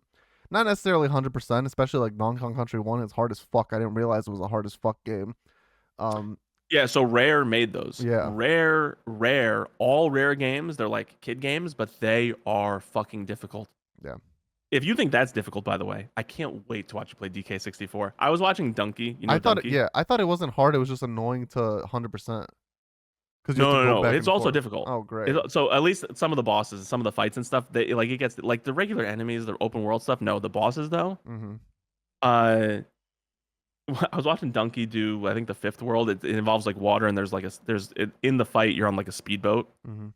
and he was struggling so much. And every single time he died, he's like, "Guys, this is a kids game. All right, this is a kids game. It's easy. It's easy. It's targeted to kids." Mm-hmm. Rare is notorious for making difficult games. Like Conker's Bad Fur Day, normally like normal overworld stuff, but then you have the D-Day level. Mm-hmm. It's like almost like an impossible level. Like you need to know what you're doing. Like you need to know a route. Like a lot of people die. Like their games can get very frustrating. Yeah. They have difficulty spikes, I think, is the main issue. But I can't wait to watch. I can't wait to watch. Everyone should watch. First of all, everyone should watch everything that Vinny Bats does. He's an amazing streamer. He's a god. He's a god walking among us. Wow. But once he gets to DK64, tune the fuck in, all right? Because I want to see that game. But yeah, but yes, are you gonna 100% it? Sorry, I don't want to go on too much of a tangent. 64 I'm going to. The country games. So country 1 I'm for sure not, because I read that there's nothing like extra about it. I think I read there might be some extra stuff with 2 and 3. So I might do those, but 64 100% I'll get, what is it? 102%, 200%. There's some, it's not 100% in like your save file. It's either 101 or 102, yeah. Yeah, I will get that. I think you can get 64. I think it's because it goes by like number of bananas. That you can get, like the golden bananas, and I think there's 102 in the game. So I was gonna go release order, but maybe I end with 64, because then I go 3D to 3D. I don't know. Because Frozen Tropical Freeze comes out would be the last one otherwise. Yeah. Yeah, I can see that. That's fine. 64 is also totally unique in controls and gameplay and stuff. So yeah, I have like the 5 Donkey Kong Country games, because you have 1 and 3, you have Returns, and then you have Tropical Freeze. But then it's like, yeah, do I do Mario versus Donkey Kong? I don't know. They're fun. I really wish you could do the Donkey Konga. I know. I'm looking at eBay. I'm thinking about buying it. I think it'd be really fun. I can't imagine any of those peripherals still work. It's like Guitar Hero guitars. Like, can you really find one that works that isn't like trash? I think so. No, that isn't busted. I don't know. I think a lot of them end up breaking. Like those things are like manhandled. Like, well, the Kongas are a little different, I guess. I found, if anyone wants to buy it for me, listening to the stream right now, I found Donkey Konga with bongos, complete in box, which means it comes with the manual, case, disc, everything. $70 with the bongos. That's not bad. That's only $70. Yeah. I guess because the game's not all that popular. Yeah. And I think there's like 3 of the Donkey Bongo games. Because I think there's like 2 for the GameCube and like 1 for the Wii or something. The Conga games, the ones where they use this. I think so. That style of game, really. I only remember 1 ever. So, but I mean, I was not interested at all in it, so I could have just like let it fly under the radar. Oh my god! Sorry, I just had an epiphany. Game Informer came back, was resurrected too. Oh, yeah. We didn't talk about that. That'll be next episode. Yeah. But yeah, other stuff about the Switch real quick. New Hyrule Warriors Wasn't that to be quick? This is our last segment. Yeah, I know, but we are already at an hour 30, and we said it was gonna be a shorter episode. Yeah, right. Alan. Hyrule Warriors game got announced. It looks cool. It's a prequel to Tears of the Kingdom, so I think it takes place when Zelda went back in time at the beginning of Tears of the Kingdom. So that's a cool concept. There's a new Kirby Air Riders game. Never played it, but it is the Smash creator. I don't know if he also did the original Kirby's Air Ride. But he was original. He's the Kirby creator. Oh, really? That's why Kirby's always so powerful in Smash games. Everyone says that he favors his own character. Oh, the other thing is I've heard the mouse controls on the Switch too, like, are actually very good. Like, it's seamless to switch. Because I saw So someone that's playing Metroid, and they went from playing like normal Switch with like a controller. All you do is put the Joy-Con on a flat surface, and it switches to mouse control, and you can like aim like mouse control in Metroid Prime. cool. The thing is, that's cool. I don't know how much I'm gonna enjoy transitioning Yeah, from one gameplay style to another. Also, I don't know. I mean, I don't know how much I really want to use like a mouse, like I think I'll with a try console it game. like on stream, just because like if I'm playing Metroid Prime, I'm gonna be at my desk anyway, so I might as well try it. But Did yeah, like you did you see the tech that what I assume is basically a tech demo for these mice controls, the wheelchair basketball game? yeah, that's gonna be a game that is probably abandoned after a couple maybe a couple months, honestly, not even a couple years. I mean, I feel like it's like essentially a tech demo, and they do this. They have tech demos for like new tech that they Well, no, do but that they then they turn into also real have full they games. have a tech demo like Astro's Playroom for the Switch, but it costs money. It costs money Yeah, though, and you have Astro's Playroom, which is an amazing game, which is like 6 hours of playing, maybe less. And it was so good, so popular. They made a full blown game, and it won Game of the Year. yeah, There's no way that the Nintendo one is going to be at that level. Sorry, yeah. Nintendo. And then you're going to charge money for it. Mm-hmm. I mean, come on. Like a lot of stuff about the Switch 2 really seems like a cash grab. Like Yeah, that's another little irksome thing to me. yeah. Like how much they're charging for, how much is like free temporarily, how much everything costs. Imagine, and I mean, with this mouse technology, imagine one breaks and the sensor fucking breaks and you need a new one. Mm-hmm. Joy-Cons are so goddamn Well, expensive they now. did with the Switch Drift for a long, like years after it came out. You could send it in, and they'd fix it free of charge. So I would think that they'd do something similar with their Switch 2 Joy-Cons if it's like a widespread problem, like Drift was on the Switch one. I just don't have faith that it won't be, to be honest. Yeah. And they make you use it so much.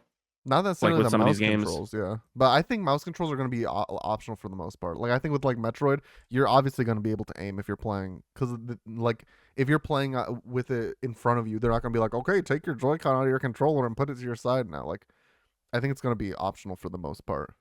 Yeah, because imagine you're playing it on the go, which is their aspect, and then you Yeah. don't have a flat surface, right? Yeah.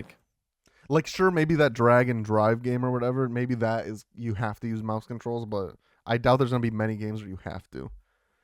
I don't imagine why you would play that game if it wasn't for the mouse controls, to be Yeah. honest. Yeah. It is. I swear to God, it's probably a tech demo, and they were like, you know what, this is kind of fun. Let's make it a full blown game. Yeah.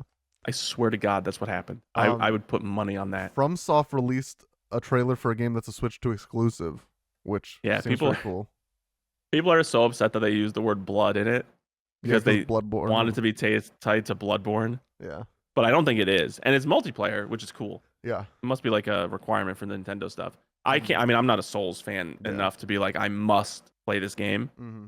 It is interesting that Switch went a route of having that game as essentially like, let's say like every title they announce is essentially a launch title because it's what's going to try and get you to buy the console. This is coming out next year, but yeah. Yeah, I know it's not an actual launch title that's available at launch, but they're using it as a material to try and say, hey, buy the Switch 2, right? Mm-hmm. So launch title is like a misnomer. I shouldn't have used that, but like the games that they've announced so far, out of all of them, I am surprised that a Souls-like game, an exclusive Souls-like game is coming out. I think that will get a lot of like Souls diehards to buy the console that wouldn't normally. It's interesting what they named it though, because I feel like they did it on purpose. Yeah. They are adding GameCube classics to the more expensive tier of Nintendo Switch Online, which that is badass. Yeah, that's awesome. And they're releasing a controller with it. Yeah, a GameCube controller, so, an like, official, a new licensed now Nintendo GameCube controller. It's like the epitome of controllers. So I have this one from when they did the 64 shit. I actually don't have that version of the subscription, so it's kind of useless to me. Because I thought that I would get that version, and then I was like, these games aren't worth it. But like this feels like a Nintendo 64 controller. Like the stick feels awesome. So I'm sure But you probably will for the GameCube. So you probably will have access to it. Well, in the future, so like I don't know, because so I was talking to one of my friends. He's like, maybe I can just add you to my family, and if I get it for free, I think I'd obviously utilize it. But if I don't get it for free, I don't know if I upgrade. Because speaking of shit going on, yeah, I'm moving soon, y'all. So we're going to season 5 of the podcast soon. I'm gonna have a different background. So we'll see if I upgrade or not. I gotta consolidate my funds now. I'm living alone. But yeah, so the GameCube stuff really awesome. They're actually on launch. We're getting Pokemon Coliseum and Pokemon XD Gale of Darkness, which is fucking sick. Because those are like some of the most expensive games on GameCube. I'm pretty sure, obviously, and Chibi Robo, which is one of the most expensive games on GameCube. Um, we're Because they getting were like underproduced, probably yeah. like rarer. Yeah. There's I think the last thing. Oh no, so one of the last things is there's now going to be game sharing where you can like let's say I own uh I don't fucking know New Super Mario Brothers or something and it's a 4-player game. I think I can game share that game to people on my friend's account over the internet and play together almost like Steam remote play type thing. Yeah, which is cool. That's awesome. Mhm. And then last thing I think is so some Switch 1 games are getting an enhanced Switch 2 upgrade. Some of those upgrades, if you have the higher tier Nintendo subscription, free. If you Oh, I don't, didn't hear about that. yeah. I didn't So know like that. so Yeah. like Breath of the Wild, if you have Nintendo expansion or whatever, it's a free upgrade for both Breath of the Wild and Tears of the Kingdom. I know for sure. I don't know if other games are also free, but those two I know for sure. If you have it, it's free.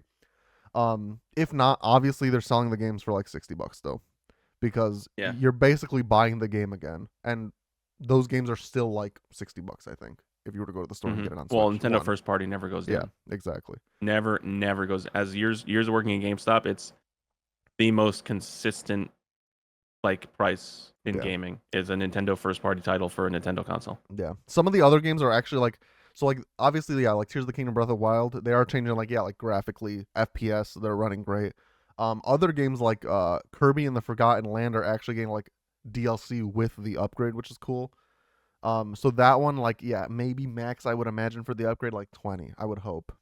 hmm Unless yeah, like if you had to buy the Basically, the whole cost of game. the DLC. Yeah. Basically, the cost of DLC. But yeah, so I mean, it's cool that they're upgrading some of the games. But yeah, there's just some shady stuff going on. But as of right now, Yeah, again, it's price pending. As of right now, I think I'll get it right away. Um, but we'll see with the tariffs.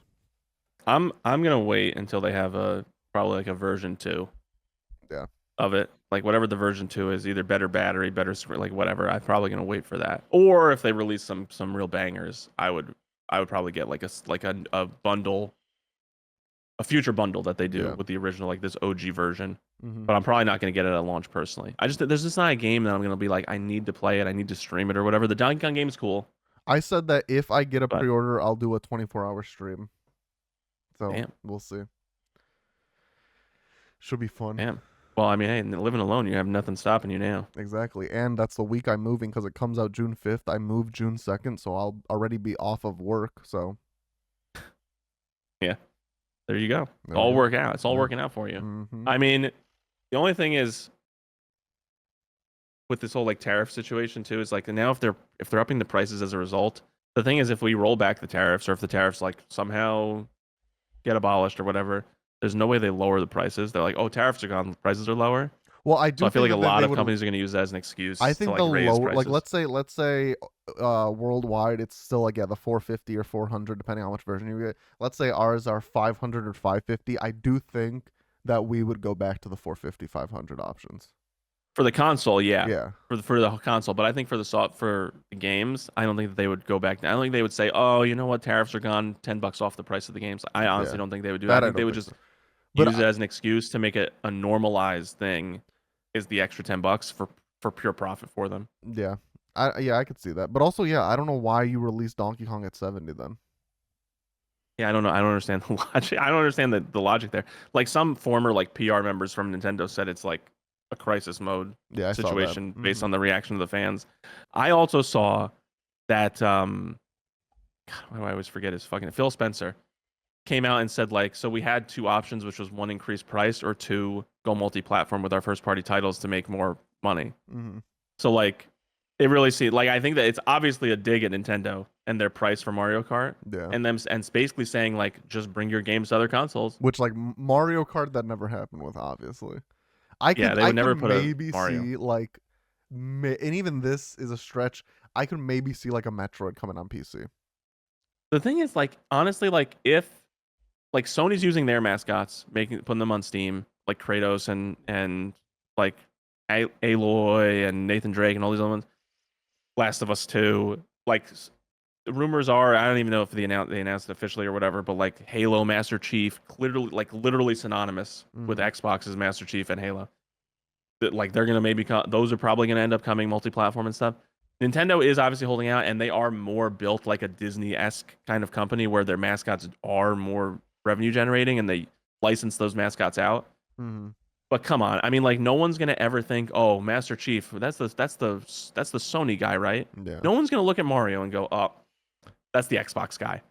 So I don't think it would be that big of an impact if they went multi-platform. Like, I feel like if anything, you just like bring them to PC. I totally get like if you want to be like a console exclusive, but I don't think there's harm bringing it to PC.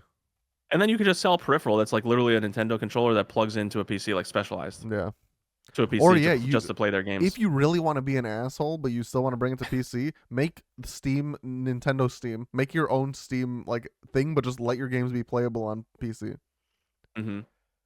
Yeah, but I mean, based on their history of just straight up ports, yeah, that might not work out so well for them. They'd have to get better at that. Yeah, they'd have to hire like a whole team just to do that, probably. Yeah, but I don't know. I mean, I'm excited for the Switch 2, but I'm not so excited that I need to get it at launch. Yeah. Metroid Prime 4. I need to play the Prime games. I've only ever played on stream Zero Mission, which is the remake of 1. So I'll get through them eventually after the Donkey Kong-a-thon.